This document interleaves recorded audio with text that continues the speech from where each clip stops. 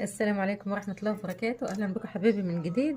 إن شاء الله فيديو النهاردة معاكم سريع كده. إزاي أحشي الممبار في ثواني، يعني بطريقة سهلة جدا، غير إن إحنا بنعملها على طول. أهي أنا بقطع كده الطول اللي أنا عايزاه. بجيب بفتح كده البداية اهي، يعني في طريقة إن أنا أعبي كده. دي ممكن تاخد وقت وايه، بتعطل شويه. ان انا اجيب المعلقه اهي، بحط المعلقه كده اهي بدل ما احط ايدي اهي، واحشي كده. شايفين؟ بحشي في ثانيه.